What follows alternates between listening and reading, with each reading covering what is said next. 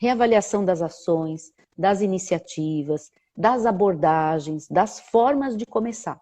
Então, quando a gente faz uma análise dessa, a gente tem que pensar o seguinte: como é que eu começo as coisas?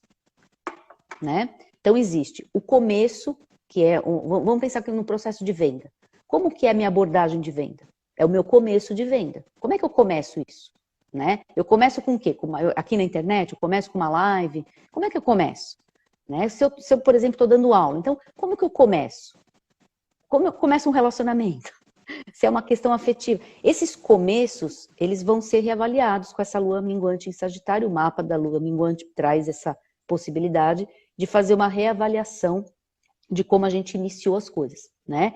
E também é um momento de reavaliar todos os sentimentos de ressentimentos, as raivas ocultas, sabe? Aquelas intolerâncias, aquelas coisas que a gente não consegue entender por que a outra pessoa faz daquele jeito. E esses movimentos, então, uma lua minguante Sagitário, ajudando a gente a fazer a reavaliação disso, tá bom? Depois a gente tem um momento, no mesmo período de fase minguante, que vai até a próxima nova, momento excelente para reestruturar os princípios, os conceitos que vão embasar o nosso trabalho, por exemplo, o nosso negócio, a nossa vida. Eu falo de negócio, mas a informação vai também para a sua vida pessoal. Né? Então, é aquele momento forte, né, para você reestruturar esses princípios, né? Aquilo que vai te dar aquela base para você seguir o ano inteiro. Né?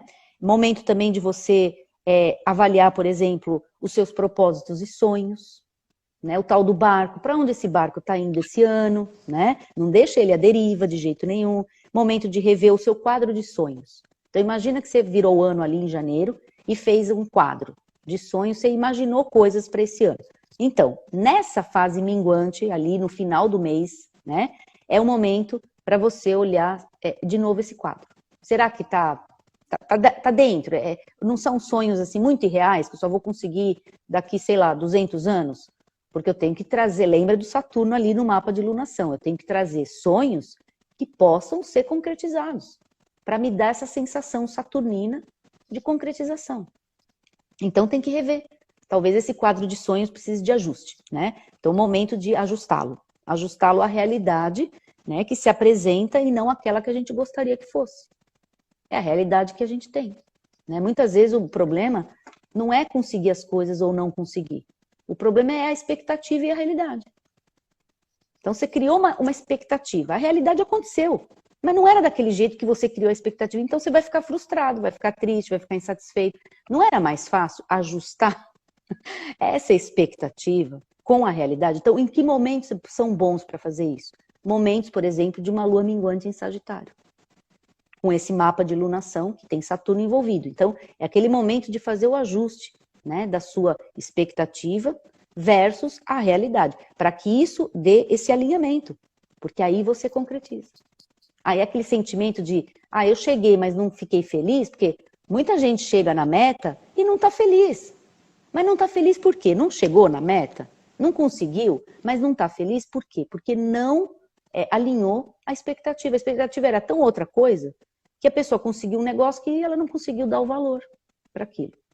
E aí vem a insatisfação, vem a frustração, né? Então, para que não aconteça isso, a gente tem que estar o tempo todo ajustando. Né? E o momento melhor de fazer esses ajustes é quando a gente tem energias de signos mutáveis. Porque signo fixo não ajuda a fazer isso.